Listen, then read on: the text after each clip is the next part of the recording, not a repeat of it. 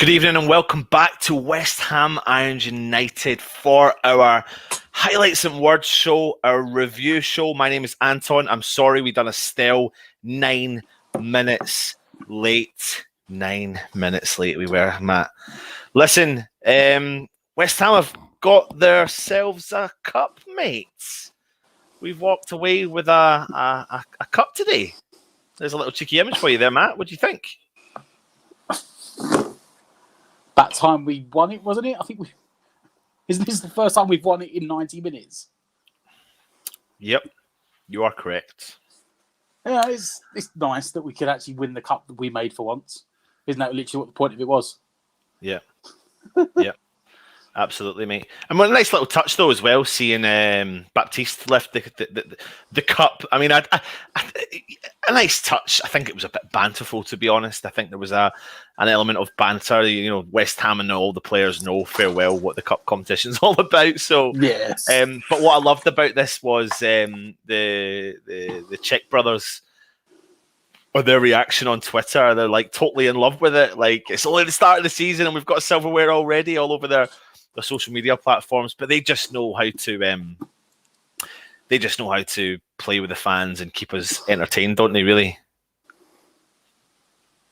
Matt, are you still there? Yeah. Oh. I mean, sorry, I just started reading the chat and there was a massive long message and I got zoned out. Not gonna lie. Yeah, they were just having a bit of banter with you, wouldn't they? Chucking it on everything. And they said like they get the fan base, so it's just a bit of a laugh. No one's going to take it seriously, and we always joke about it's nice to win it, but it's just a friendly, isn't it? Yeah, of course. It's just making sure we're ready for the start of the season. Which, for once, I know, touch wood. The last time I think we won all the games. We didn't win all the games this time, but we remained unbeaten in pre-season. But it was nice to see the fact that we actually looked cohesive. Everyone knew what they were doing, and we looked fit. Yeah, which in recent seasons hasn't been the case. No, absolutely not. not. I mean, we could be sitting here this time next week, going mental because we just got battered 3-0 by Newcastle. Well, that that was the West Ham way, isn't it? It would be deja vu as well, wouldn't it? But we actually at least look ready. Yeah, and. Important players got important minutes, which I didn't think we'd see. Well, listen, before we dissect the game, I'll tell you what we need to do is go and have a look at the starting 11.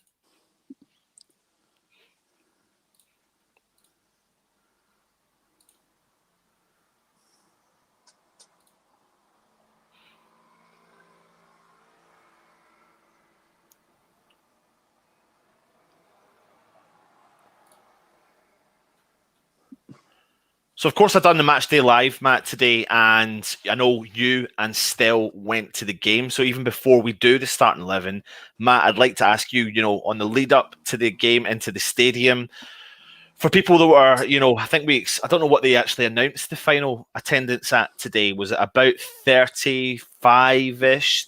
Something like that. I mean, they did well because I say they did well. I don't think it made it. I think pretty much. As long as you had a ticket, you could pretty much sit where you wanted. Like, I'm not even gonna lie. The stewarding was stupidly lax today. Like, I think the stewards knew it was a pre-season game, and like they didn't care either. They were just there to get paid. But everyone sort of conveyed down, so it was almost like the bottom tier was full, just left the top tiers empty. It was nice. Yeah, I think probably about 35,000 maybe is what they predicted. I'd probably go for that. There was like the top tiers looked a lot more empty. So going into the stadium, you got your typical checks, security checks? literally, it was just the they do the hut with the wand. That was it. Yeah. And I'm not being funny. Someone that works in the profession that I work in, the thing they do is absolutely pointless. Yeah. Because I started taking stuff out of my pockets.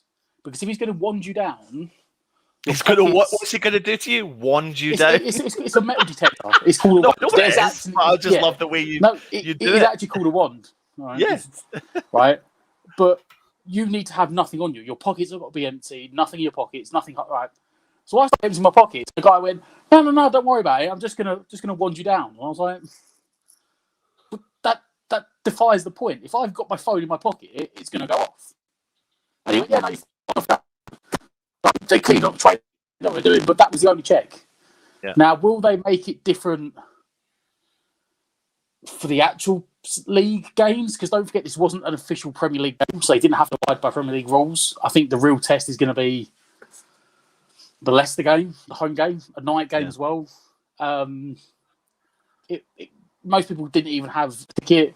I feel sorry if you're older generation and you're not technologically savvy and you don't like phones, because for me, it was simple enough. They send you an email, and at the bottom of the email, on an iPhone, it already opened up, and you had a copy of your ticket. And you just had to expand it a little bit, and you put the barcode in where you'd normally put in your season ticket, scan the barcode, and off you went. But the bloke in front of me pull over to the side and go talk to the steward because he had one phone, he had 3 tickets on it, and it wasn't scanning it. And some people get the problem where I don't know what they've got in the detector where you normally put your season ticket, but some people had the issue where it was actually activating Apple Pay. Yeah. So it was coming up before. It was coming up before you could scan your ticket. Yeah. But I mean, when we got in, most people were in. I don't think there was a lot of people got affected by it, but again, there was no COVID checks, no COVID passport, none of that stuff. But I think there's let me find this comment up here before we move on, Matt. Let me just see here. Where is it? It's just let me guess. Let me get this. You've got this one. So IQ was at the game. He fell asleep on the bus. Woke up in Brighton. That's not the best one though. Where is it here? Oh man, please say it's. I'm sorry, some of the comments. Honestly, they just get me going. Oh, where is it? Please come. It's coming. Hold on a minute. Bear with me. We will get into the game in a second. I don't think I can find it. Oh, it's gone. I think it's gone. Honestly. It's mad. It's mad. What's this one here? Alfie, I saw Matt and Stell from across the stadium, but didn't manage to say hello. It was good performance. Standout performers were Benny, Fornals, and Diop. How could you spot them, Alfie? Let me know how you could spot them. Breaking news: Stella is a hostage by one football again. Listen, before we carry on, we may as well do it. I mean, we thought we were going to get away with doing it ourselves, to be honest, but you know what goes on and on and on. Look at him yawning. Oh, you just missed him yawning. Still, there's the one. That's the one, David. Still will be on centre pages of News of the World. Stock fuckers.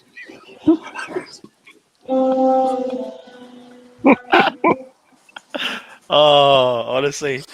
Listen, Still, Matt's just giving me I was listening to Matt talking about how difficult it was to get in. All I did was wave my phone under the scanner, and I was in.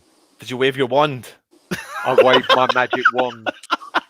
I didn't say I had any problems. I said I saw it. Yeah. No, I won't lie. Actually, I did wave. I downloaded my ticket onto Apple wallet. I'm surprised you know what that is. I'm surprised as well. And I waved it a couple of times, and I had to call the steward and say, "What am I doing wrong?" He said you had to position it in a particular, like, what the fuck are you talking about, mate? Just let me in. It was a bit weird. I tell you what, that's only 40-odd thousand people there today. When there's 60,000 in a Monday night game, when people have had a few beers, Monday night football, 60,000 people trying to get in. They're going to listen on their phones. And half of them can't get in. There's going to be riots. Other than that, lovely day out, wasn't it, Matt? It was a good game, right? Well, Matt's about to dissect the game and ruin the review. I was just going to say there was no. I was surprised there was no COVID checks. Like there was nothing. No, they weren't interested in it whatsoever. People weren't wearing masks. Nothing said. But again, I want to know what this means too. What's T minus 4 days, Anton? What do you mean? 4 days, mate. Do you mean this still? Yes.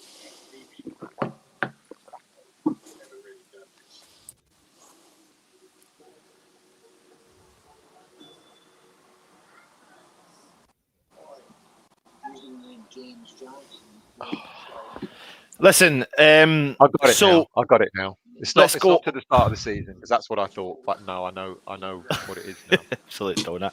Let's get into the team lineup. Starting 11. Strong lineup. Questionably, only player really that would have been changed there would have been Yarmolenko for Bowen. That was probably expected because Bowen took a knock for the last game. So don't worry, everyone. He's not going to Liverpool. What was your thoughts on the starting lineup, guys? Starting lineup for Newcastle. Surprised to see Declan Rice? No. Matt, you were? I was. I didn't think. I was trying to remember what minute made the subs on. Was it about the 70th? When he made 6-7 subs in a row. I don't think at which point Soufal, Rice, and Soufal all came off, and I didn't think they'd get as much time as they did. But maybe they've had less time off, so they less. I don't know. I was surprised they got as much time on pitch as they did, considering they're in training 5 days. Yeah. Having said that, yeah, barring Yarmolenko, I think that'll be the team that plays at Newcastle. Yeah, pretty strong starting 11 still, isn't it? Yeah, but I'm not surprised. There's a week to go before season kicks off, and Moyes wants to get his starting 11, gelling again, and I'm not overly surprised by it. But yeah, it was a strong starting 11. Yeah, all good. And listen, we know there was quite a few changes to the Atalanta's starting 11. I think they are approximately about a week and a half behind West Ham's pre-season schedule. It's looking likely that's where they're at. So there was a few changes in their starting lineup. I'm not going to lie to you. I mean, I don't really know many of the players. I tried to do a little bit of research into them. They've got a couple of Euro final winners through the Italy squad as well. Were you going to say something there still? No, mate, go on. All right, you just look like it. Anyway, so we go into the game.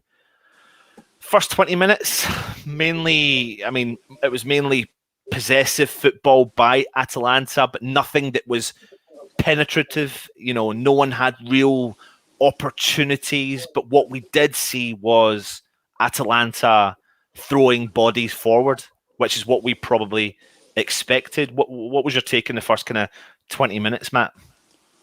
I think it was like feeling each other out. You said they had a lot of possession, and we seemed to be happy to give it to them. But then that's the way we play. It's the way Moyes likes to play. He likes you to have the possession so we can counter on you. There was a couple of times where we sort of just got the last ball wrong. It didn't work out. They were playing really high, trying to get in behind. We caught them offside a few times. A few times the ball went out of play. I'm trying to think. Maybe we were just feeling our way in the game. But there was a lot of possession without really much going on. To be honest, I'm trying to think. Yeah, did well, I think Fabianski really make a save? No, nobody did actually. So it took actually till the 26th minute before an attempt was made at goal, and that actually came from Benrahma. A nice bit of play from Benrahma to Fornals. However, Benrahma's finish from the edge of the box was a lot to be desired for. However, still, that shot kicked him right back up the side. Right up his backside, because after that, it was a Benrahma masterclass.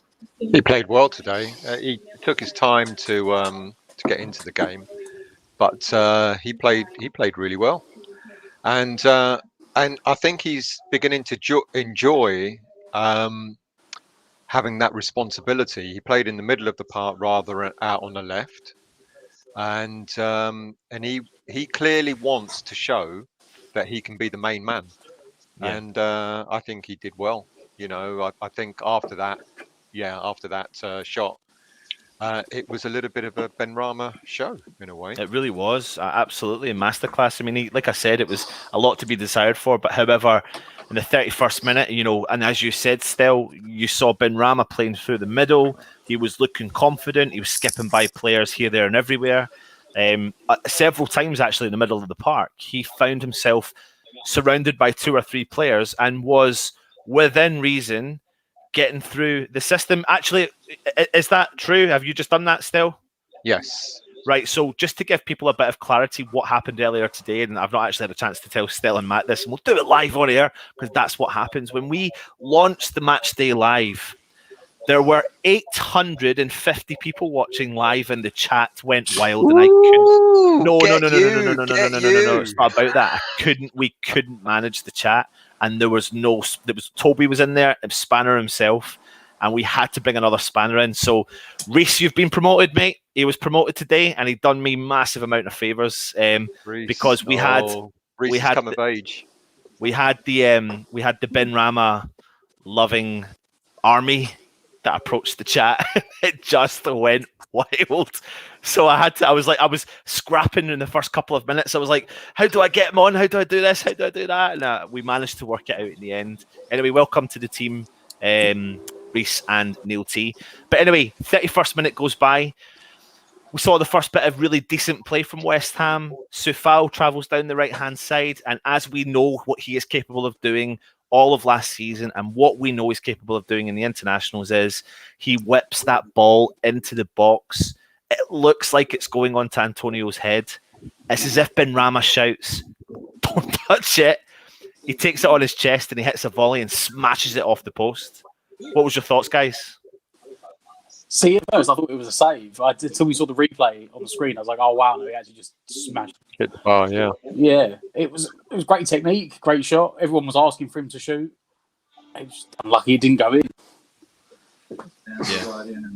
Yeah, but I mean, you could see at that point, still that his confidence was growing and growing and growing and growing and growing. And it's funny, it's like you then start seeing people in the chat, and we were kind of chatting, and we had Nigel on as well, and we were talking about, this newfound position, not newfound position, but he played more from the left, cutting inside when he was at Brentford. But me and you and Matt and everyone's been talking about players who are creative, like Benrahma, like even Felipe Anderson of the past, and giving them that responsibility and that role in the middle, right behind the yeah, absolutely.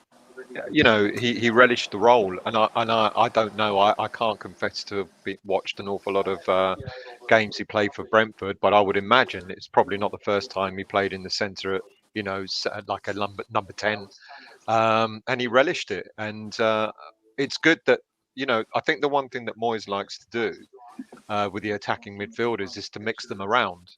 If you saw it last season where players were sort of like, 1 minute Lingard was on the right, Bowen was in the middle, or something, the guy on the left, etc., etc.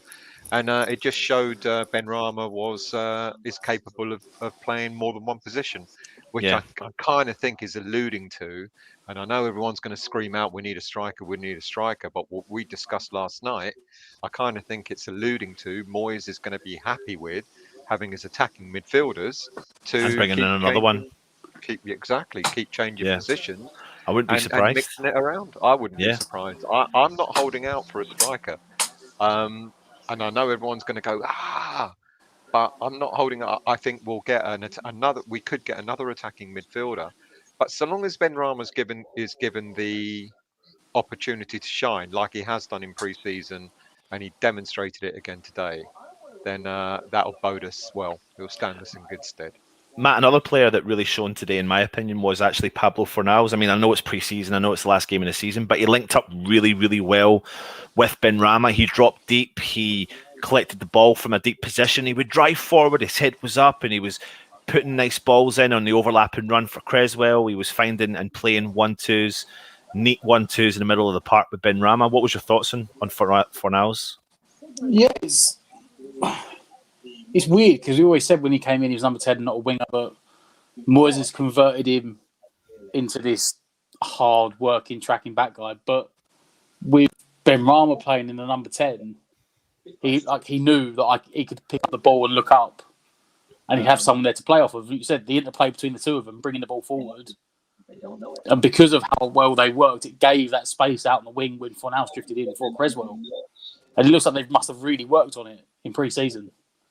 Like the link up, they must have decided Fornals is playing out, Benrahma playing middle, and Creswell and Fornals have sort of developed this understanding of how they're going to play. He does generally get really underrated Fornals. He doesn't always get like the praise he deserves. Yeah, maybe because he's a very consistent player. I'm not going to lie to you, mate. I mean, he's every game. I mean, I know it's pre-season, but last season in particularly, like he's becoming one of the favourites for me. He's stepped up to the plate. He's got some grit and determination, doesn't he? Still, that's what Moyes has done, and you can even see that in Benrahma's play. Moyes wants players to play in a particular way. He doesn't mind the flair bit, but so long as you're grafters. And then the flair is like the cherry on the icing on the cake. And Fornals is just going to get better and better. Fornals. And you know what I liked about today was all the players showed a hunger. You know, all right, it's a friendly. All right, I know, but we're 1 week away from the season kicking off, and you know, players like Fornals, players like Benrahma, when Bowen came on, etc., all looked hungry for it. Yeah, and that bodes well. And I know we need strength and depth, not denying it, but our first 11 is strong. You know, and then I would dare say we've probably got about 3 or 4 players who really showed today that they are going to be part of this squad, who also look strong as well. And I was impressed by and his name's completely gone. That's typical of me, isn't it? The right back, right wing back, not Soufal. Fredericks. Fredericks. I was impressed by Fredericks today. Yeah, I think he did well. even Yarmolenko, first game back, looked all right. You know, so we've got, but Fornals for me is going to be a main man.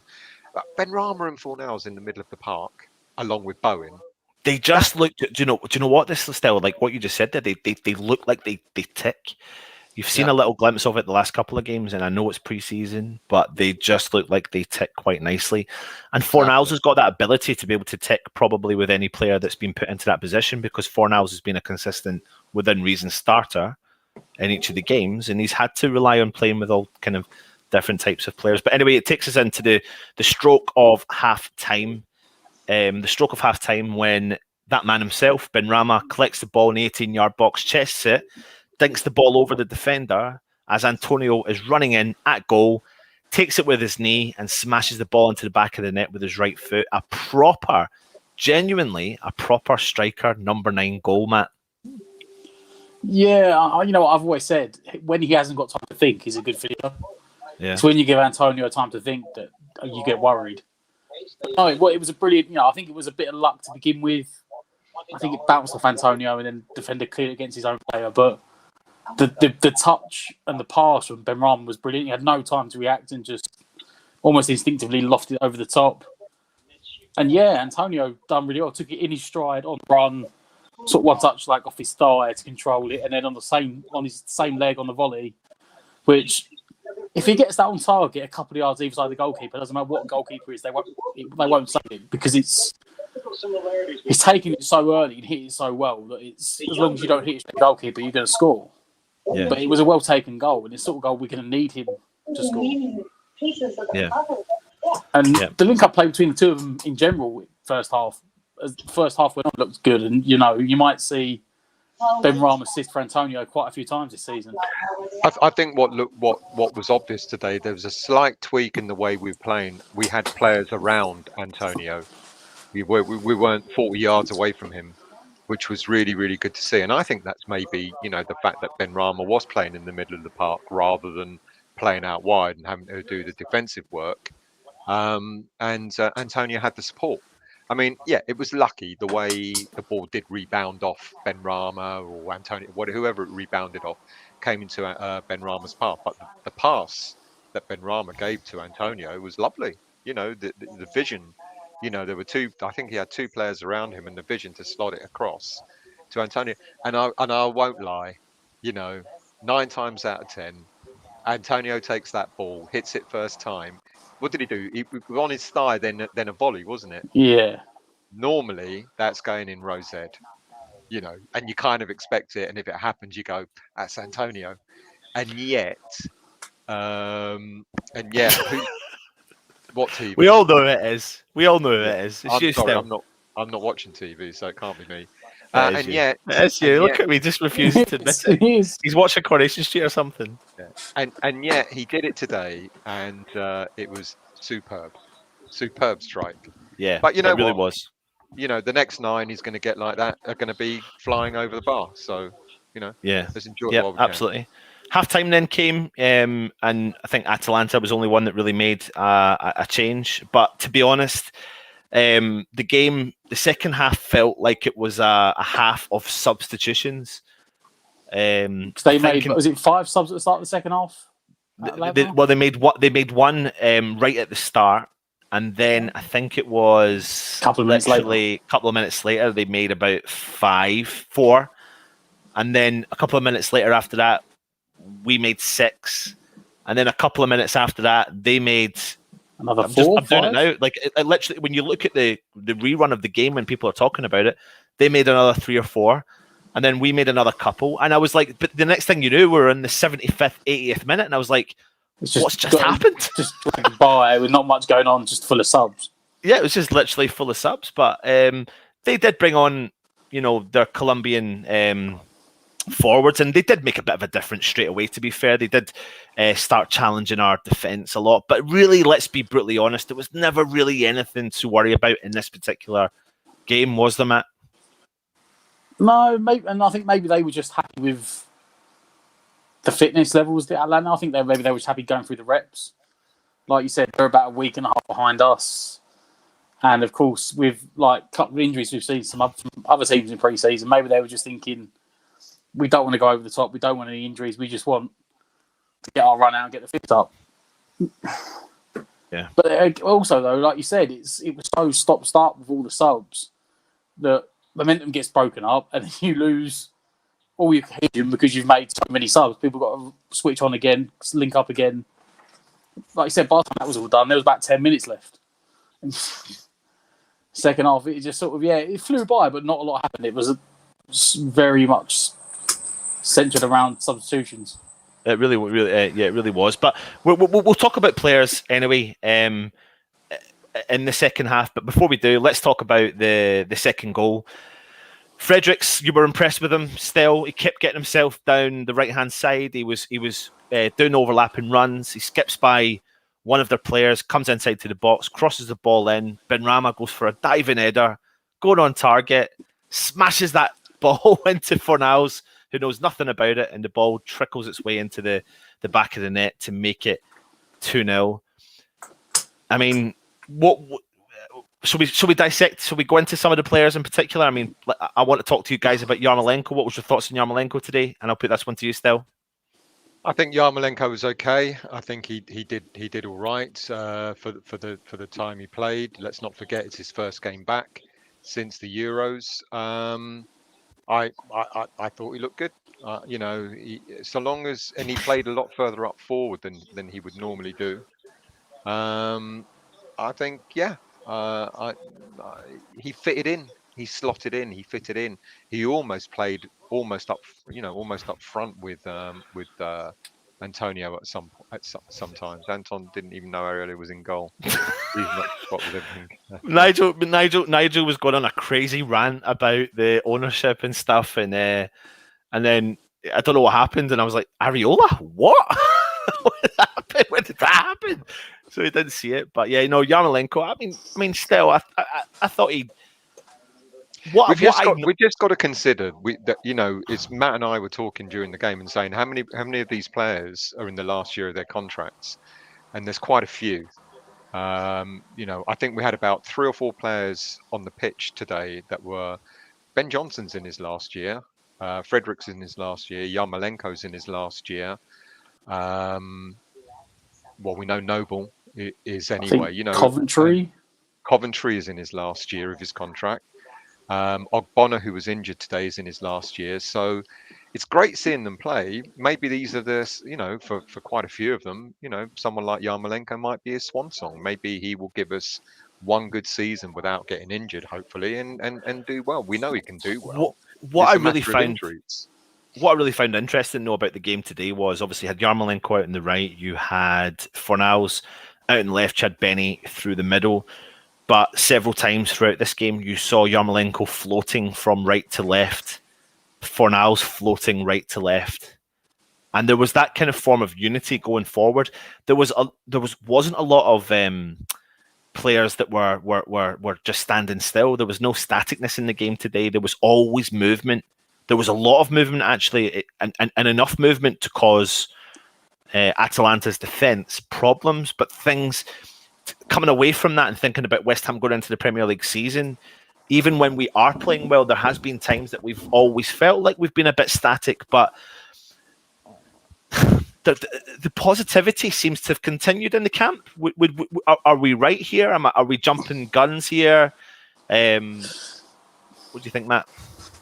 Well, like we said, me and Stell were saying during the game that you could see Benrahma was enjoying himself, and he's a confidence player, and his confidence was up, and you could see the way he played. But I think you're right. I think the team as a whole,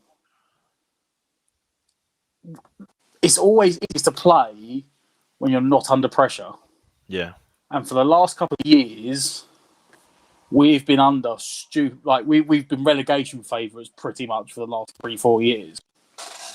And then we stayed up by the skin of our teeth. And then last year, we had such a good start that we could build on it, and the pressure was basically off. You know, there were some really poor teams, and it kept us going. And you could see even today that the players weren't they enjoyed being out there. They enjoyed being together. Maybe that's thanks to David Moyes and the coaching staff. Maybe they've done something to really bring them as a unit together. They enjoyed it. They were talking. You said they knew what they were doing, which is fun pre-season we don't normally get. There was movement, but they weren't. No one seemed to be annoyed. No one was disappointed coming off. I know it's a friendly, so there's not, but yeah, they that's got to go down. Maybe I don't know, Kevin Nolan. Maybe he gets a shout for that, but. Yeah.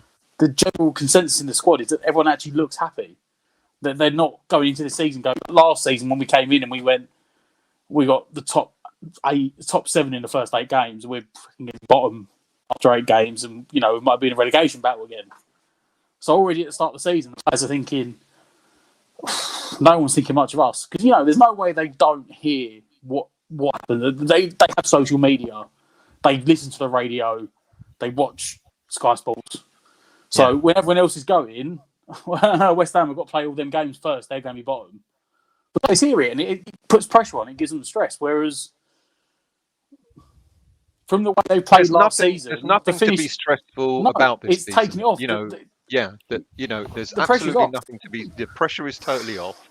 The players are happy. They're gelling really well. It's good to have. The players, all the players, back now from the Euros. Declan being the last one, and the squad. Moyes has emphasised, that he wants to build, a harmonious squad, and what he's done is he's gotten rid of what he believed to be the toxic players, regardless, merciless. Any player that he thinks isn't going to fit into this ethos and that he doesn't want, he's gotten rid of them, and he's got a squad of players, albeit being a small squad. We know that. No one's denying that. Albeit being a small squad, he believes that this squad can, with the enthusiasm they have, with the input that they're having, the way they've been trained, through the backroom staff, etc. You've got to give backroom staff like Nolan, etc. Credit where credit's due. They are going into this season full of spirit. We've qualified for Europe. We've finished really well in the league, and what Moyes has said is, I want to carry on where I left off from last season, and you can see it. You can see the smile on their faces. You can see the camaraderie, etc. And it's really, really good to see. And even the players that were peripheral last season are looking like they're part of it. Fredericks, Yarmolenko, etc. What I want to know is, put that photo back up. I'm interested to see why Baptiste was held the cup. Any story behind that at all? No, I think we addressed this at the start. It was Mark Noble just brought the young. I think the future. That's really where it went. I think he was aiming at the future, and I think there was an element of banter behind it as well. Right. Kind of borderline taking the mick out of the competition. But it's Mark Noble's last year still, and I think people are putting 2 and 2 together. I think he's making an effort to talk about the academy in the future of West Ham. Great. Okay, that's cool. Because really cool. I want to talk about. Did he? Baptiste, no, I don't. He was one of the few subs that actually didn't play. Yeah. So I was just wondering if there was something in it that. I want to talk about the defence, but before I do, there are over 190 people watching live. We're sitting at about 57 thumbs up. Please push us up there. Let's get to 150. That's what we want. So if you are watching right now, right down there below is a little cheeky thumbs up. Please click it. Let's address it because people are going. People are beginning to lose their pants. Fiorentina haven't rejected the bid. Apparently, it's about the player himself, from what we understand. I think he was kind of waiting, or is waiting, on Juve to come in. I think there's been more to this story. It looks like there's a difference. It's the agent fee. It looks like third-party agent fee. Effing agents. And and I think the difference of about 2 to 3 million euros. I think is the difference. You know what people are going to say, don't you? Pay the money. Well, pay the money. The problem is, I've seen the story, and of course, everyone has their own interpretation of the story. The key point is there's third-party agent fees that have got to be worked out and paid, and negotiating how much they want to pay, and they're about 2.5 to 3 million euro apart on how the payments are made. I think they want like the 2.5 million more up front rather than in the second installment. Depending on what ITK, I mean, I'm talking like Romano, Shearer, the actual ITKs that actually know what's going on. They all seem to have a different variation, and then you get these ITKs that know nothing and they go, the deal's off. The ones that actually know what's going on have turned around and said both parties want this deal to get done. Right. They're just negotiating that bit, and they're trying to, it'll probably come to a case of they'll pay an extra $1.5 million up front. You know what Dave Simon's like? They'll probably meet in the middle and go, we'll pay you an extra $1.5 million this one and the $1.5 million on the second payment. I'm confident Milenkovic will be our next signing, and it will be very, very soon. Yeah, they're starting up, finishing. They reckon negotiations are going to finish Monday. But you know what? This is the thing, though. I don't mean this in a disrespectful way to Jordan or anyone else that says it. Sometimes when we just come out with that, pay the money. I think he's jesting, though. I know. I know he is. But I know there's a lot of people that aren't, and you do read it, especially on Twitter, the twit-arati in the world, they just go pay the money without really sort of understanding. I mean, the way Matt's just explained it, now there's some logic and there's some sense to it, and I think that's where sometimes you've just got to understand what's going on in the background, because all people say is the board aren't spending. I reckon we're going to see a lot of movement. Everyone is confident the deal's going to go through. There's a lot of different agents involved. Di Masario is one of the big ones as well, and Guy for Sky Sports. They all say the deal's going to get done, and then you've got the really weird, obscure ones that don't know a lot that have gone, I've stalled the deal's apart. No, it hasn't. No. As I said to you down today, Sullivan doesn't work weekends. He's the only fucking owner on the planet that doesn't. He's like, no, I'm old school. I don't work weekends. David, the missus is watching TV. I'm not going to ask her to turn it down. All right. What's that? What is this? What's that, Matt? What's that? Yeah, that's the thumbprint on your forehead. Matt, can you see this, mate? What is that, Matt? We can see it on your. So I'm not going to make excuses. She's watching TV. I'm doing this. Quid pro quo. Trying to just give you all the best content we possibly can, but all we've got is Hollyoaks in the background. sorry, people. It's something about conspiracy theories. Everyone says, and this is all bear in mind, all these agents are from Italy. These aren't UK-based agents. They're all saying the deal will be done. Fiorentina have already signed. Is it Nastasic from Schalke? Yeah, that's why he's coming, and they're letting him go. It's just sorting out the payment structure and figuring out how much they can pay these third-party agents, and the deal will get done. There's so many people involved; it's incredible. But they said they reckon it'll be done. What's his name? The Milenkovic's agent met with Fiorentina today to negotiate his part. They're going to finish negotiations Monday. He didn't play today. If you want to know that he's going, Fiorentina played tonight and he didn't play. If Fiorentina had thought there was any chance West Ham were going to pull out this deal and it wouldn't happen, they'd played it. But now that we're on to, defenders coming in, let's go on to Diop, who had a very, very good game today. Very good game. The slating that man gets, and yet all right, it's a friendly. All right, we know. But even he was playing with a smile on his face, with confidence. He was clear. Virtually nothing went past him. He did really well. I can't hear you, Anton. You've gone quiet. Hello. I can hear you now. Yeah. Oh. Hear you now. Now. Preseason Is back. Preseason has been good for Diop, but let alone the fact that he came up against the third highest scorers in Europe for the last 3 seasons, and he was a bit of a brick wall today, and he stopped not just the threat of their second string strikers, but their first string strikers who score a lot of goals, the Colombians, and he's played play well most of pre-season. But let's be honest as well, though. I'm going to give credit where credit's due, as did Dawson, and as has Dawson.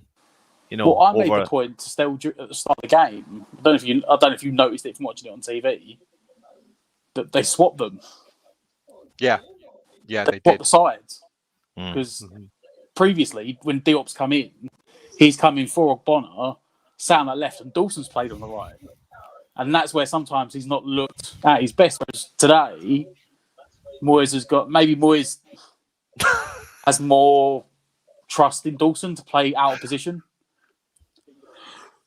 Why are they slating him? People have got it in their heads that Diop is shit. Diop ain't shit. No, he's not. I said to you, the rumours today that Leicester want him. Leicester will not be listen, mate. He's not going to go anywhere. He's not going anywhere, even if we brought in 2 centre-halves. It's a crazy thing for people to say it. And maybe, Dan, you are right as well. I think the prospect of bringing another player in could be giving him the kick up the backside he needs. I think when I say the kick up the backside, I think the lad lost confidence, and as players do at a young age. He was touted to be one of the best, if not one of, the best talent at that age group in his position. When he was at Toulouse, you don't captain a team at the age of 19 if you've not got any form of ability. You don't get touted by many scouts as what he did. We were fortunate enough to get him in, and I think he will come good. And I think Moyes likes him. Moyes does like him. Moyes is willing to work with him. Moyes sees him as a project. He's one of the few He's one of the few Pellegrini signings that's still there. Yeah. Well, let's not forget as well, is that he's still only 24. Yeah. So he's not actually reached his prime for centre-back yet. He's still learning. Yeah. But he put him on his better side. His natural side is the right-hand side of the centre-backs. Yeah. And having swapped them today, it just clicked for him. He obviously clearly enjoys playing on the right-hand side, more playing on his natural-footed side. And he looked very, very comfortable there, covering Dawson a lot as well, putting Dawson on the left-hand side. I think you might be right, Anton. If we do bring 2 centre halves in, I'm not sure that we will, but if we do, I don't think Diop will go. I think he'll stay with us, and he alongside Kaletakar and Milenkovic. There you go. You got 3 centre backs, all young, 24, 23. Bedding in, and I think what COVID has probably shown and taught West Ham, and probably in particular David Moyes, is that the bedding in is so key to the success of what West Ham season was last year. We never had an opportunity, to sign new players. We didn't play many games. However, the squad came back together again, and they've been together. It was probably, I've said this point several times before. It's the first time in a long time that I've seen a consistent West Ham side, like a consistent West Ham squad, with not so many, not the revolving door of players going in and the revolving doors of players going out. So the players have had a chance to get to know each other. So, and we'll come on to goalkeepers in a minute, but with Areola's decision to bring him in, probably 1 season earlier than what they anticipated, makes utter sense, because if he does come in and he does take that number 1 shirt, he's ready to rock and roll for the next season, but he's there. He's West Ham tops. I wore a claret top. I don't understand what you mean, Alfie. I was wearing a claret top. You know what? I was going to wear it, and then I saw it was peeing it down outside, and I was like, no, I'm not wearing a West Ham shirt. Now, I don't know if you clocked it also, though. Someone else made a valid point about Matt's background. Look at that signed DeCanio top sitting there in the corner of his bedroom, and he's not put a nail in that bloody wall. I'll give you the story. I went on Amazon, and you can buy them, like the Velcro things. Yeah. That you can use to hang stuff up. So you don't have to use nails, right? And I hung it up above my bed, and then I got woken up at 3 o'clock in the morning because it fell on my head. Off. So why don't you just fire a nail through the wall? I don't know if I'm allowed to. I need to read my tendencies and if I'm actually allowed to put a nail in the wall. You can get a bit of polyfiller and paint over it. You'll be fine. So that's why it's not gone up, because it literally fell on my head. It is going back up at some point. And my excuse is when I do the flagship show on Monday nights, that's when all the signatory stuff goes up. Yeah, I don't use it for shows like this. Yeah. the shows that you half-heartedly come on and we hear Hollyoaks or Babe Station in the background that whatever you're hearing that outweigh your shows week in and week out. Anyway, we'll carry on. Let's get on to Fabianski starting the game. He started the game today. I mean, he didn't really have a huge amount to do, except for what I was impressed with him was his ability to come out and grab the ball from the corners. A couple of times he was very commanding in that box. What is it he said? What was he said there? Don't put it up like Upton Parkfield. One night I was doing a show and my background fell off. Well, a minute. Anton Stelmat, star of the bar. I will switch on the TV for French people. They understand nothing.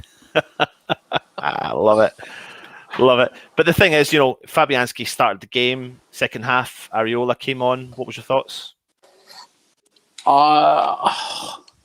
I'm personally surprised that Fabianski started. Mm-hmm. But at the same time, I suppose it does make sense. I suppose you're not really going to bring in... Fabianski's not done anything to lose the number one spot. So I suppose you can't really bring him in straight away and just drop Fabianski.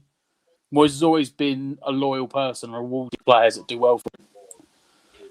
We've seen it with other players when they came in. Even like Benrahma last season, where until someone makes a mistake, then they'll get the chance to come in. Same with the centre-backs. We signed Dawson, he didn't play until nearly Christmas because there just wasn't anything going on. I think the fact that Fabianski started means he will keep the number one shirt.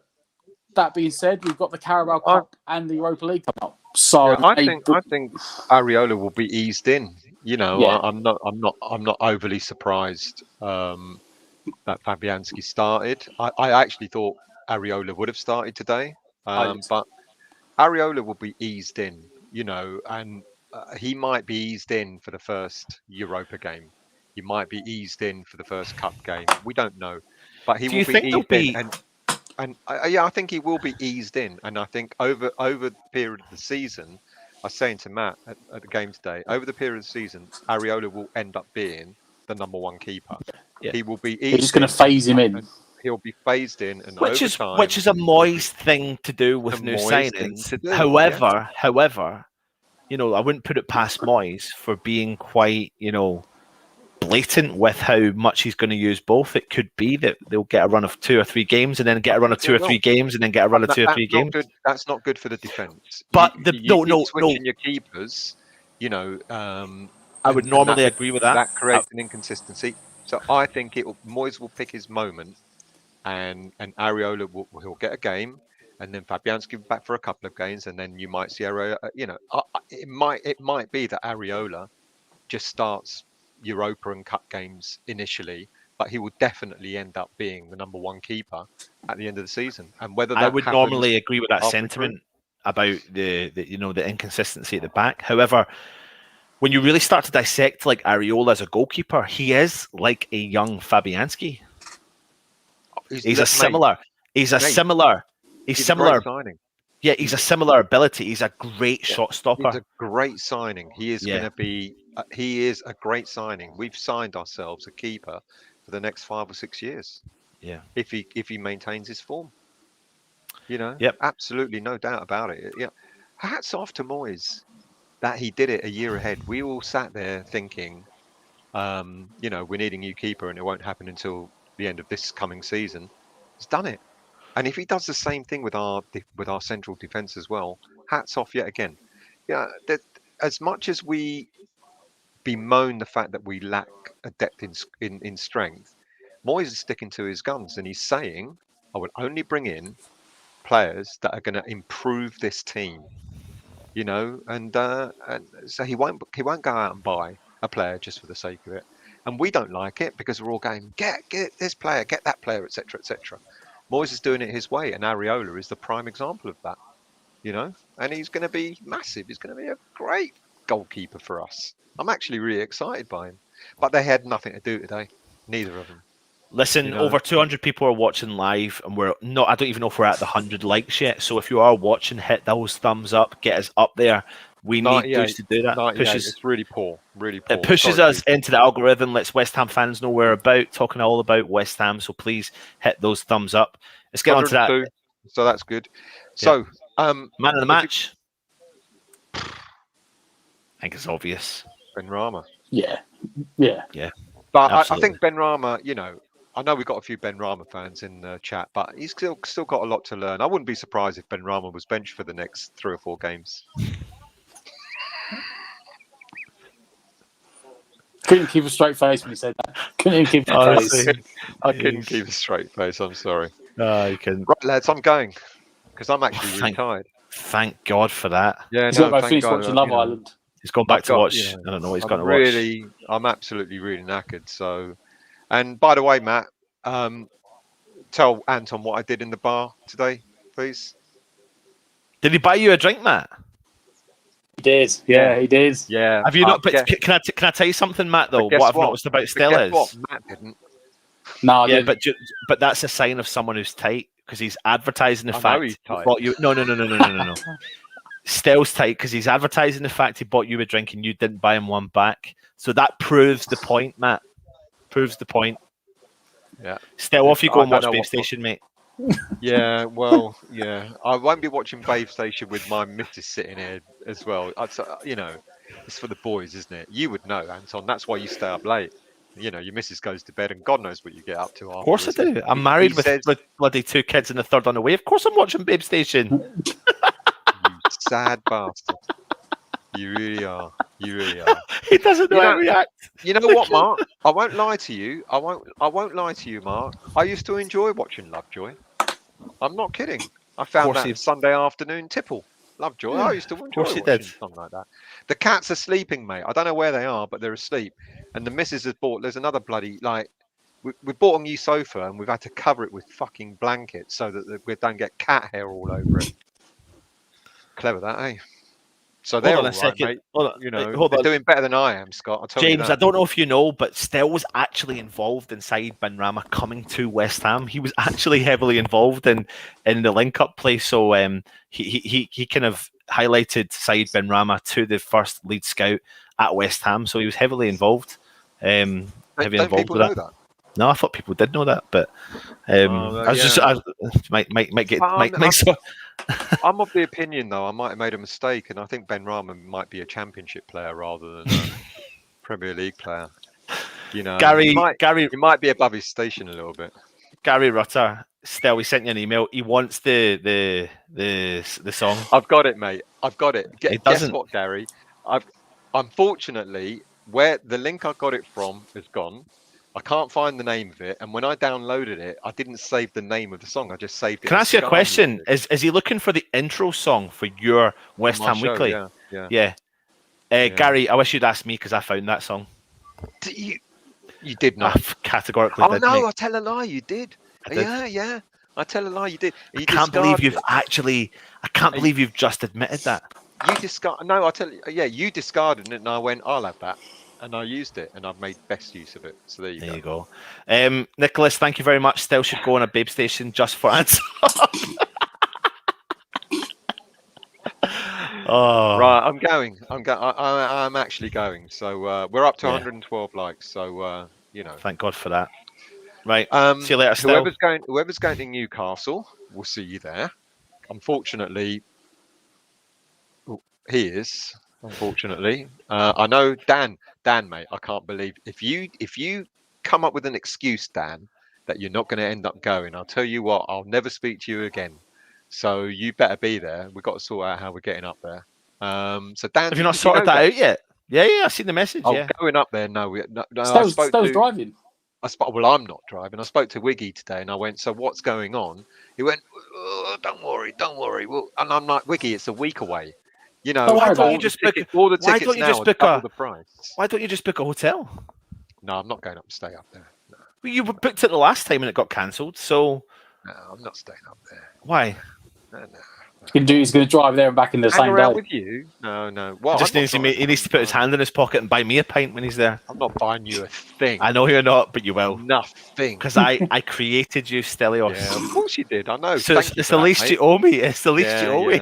I'll pour a pint over your head. Well. You won't be able to reach. Well, that's true. Yeah. You need a step ladder. All right, I'm going. See you. Love you and leave you. See you all. Might be a little cheeky show tomorrow. Actually, no, there won't be.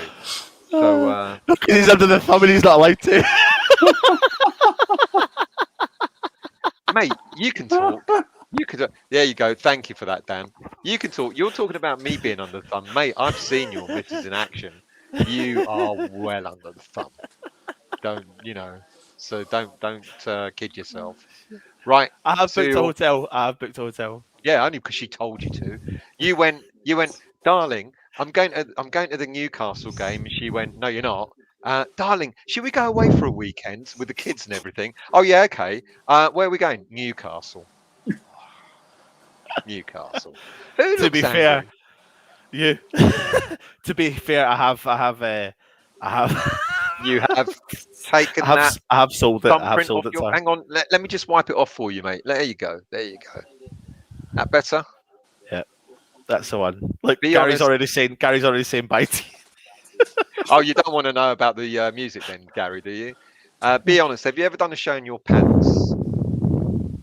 Still definitely has. Not in pants. No, not in pants. Matt, I bet you sit there in your pants every year. No, I got shorts on. I got shorts on, to be fair. Stop it. Anyway, I'm going. See you later, chaps. You said that about 10 minutes ago. I know. Bye. See you later. Don't end the stream, no. Oh, thank the Lord. Oh, he honestly provides me so much laughs. It's mental. I just wish he knew I was laughing at him and not with him. Exactly. Full. Nail on the head, mate. Nail on the head. Anyway, Matt, Newcastle game comes up next Sunday, a week tomorrow. It's a big game, and we're going to be doing a preview on Saturday evening. We'll also have an away fan on from Newcastle, so that'll be interesting. And I know you've heard some early murmurs about Callum Wilson and St. Maxim potentially not making it. But it's a big season, mate. A big season for West Ham. I think we're going to try and do some kind of season prediction show, expectations for the season ahead this week. So keep your eye on the channel. There'll be a lot of shows coming out. And yeah, it'll be a very, very interesting and exciting week. It's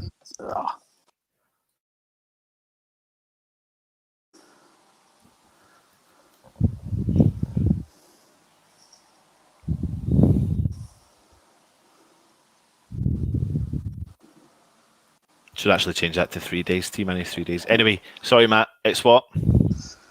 It's going to be an interesting week. It's going to be a busy week for transfers, hopefully. Hopefully we get at least one, maybe two over the line before the season starts. Newcastle is going to be the touch and go, but I think Callum Wilson maximum played today. They haven't played a couple of weeks. Wilson Cheers, Villa fan. I think Wilson had... Is it his hamstring always gets, or his calf? It's one of them two always goes on him, doesn't it? He's got dodgy hamstrings, I think.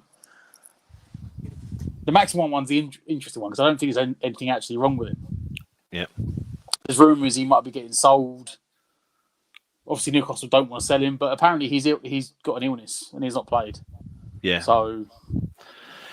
Well, we'll see. We'll save all our West Ham Newcastle chat for next week, because I'm going to be going to the game. Matt, are you stepping up, mate? Are you stepping up? Are you going to do the match day live? Guess I will. I was going to know what's around to do it. Yep, absolutely, mate. So we'll be giving you the regular content as we expect.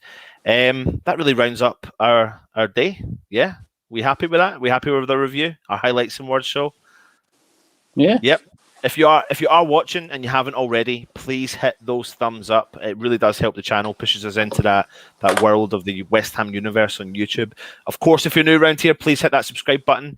And it is, it is. Toby, you've got a quick question, so go for it, mate. Quick question before you go. We're waiting on that one. Of course, like I said, please subscribe to the channel. Again, that really does help. Tomorrow, I think we may be not having a show on the channel tomorrow. And then it will be Monday daily, potentially. And obviously Stel's West Ham weekly as well. Toby, if we get Milinkovic and a striker, are we all set? I don't know if we're going to get a striker, mate. I think we might just go for an attacking forward. And yeah, that's my opinion, and we'll see. And a defender, and we'll see. But anyway, we'll save that for the coming week and see what other shows we're going to do. Matt, anything else you want to add? No. Just no. Is Lee in the house? Is Lee in the house? Where is he? Is he in the house? Lee Vassallo, are you in this house? Because if you are, I'm going to ask you one question and one question only. What are we, mate? I wonder if anyone else can get it first. What are we? Last thing I'm going to bring up was I watched the what do you call it? The Leicester, the Charity Shield game. Oh yeah. Daka came on for the second half. He looks quality, mate. He really does look quality. His intensity is he covers so much ground, and he looks like he shoots, and every time he shoots on target as well. So he's a good player. So maybe we've missed out on that one. Yes, we are. There we are. Look, Reese, we're massive, mate. We are massive. No, we're not, mate. No, we're not. Don't worry. Have the faith. Back the board, mate. Back the board, James. Glenn Marshall. Fo, we effing Charlie boy. We are, mate. We are. We are that as well. I don't know if we do, mate. It's definitely not Keith or whatever you call him. Anyway, listen, thanks for joining us. I've been Anton, he's been Matt. We are West Ham United. Come on, you irons, subscribe, like, comment, all that malarkey. And Betway Cup is ours, and it's going to be ours for another season. And we're going on to the big competitions. Come on, you irons. Thank you.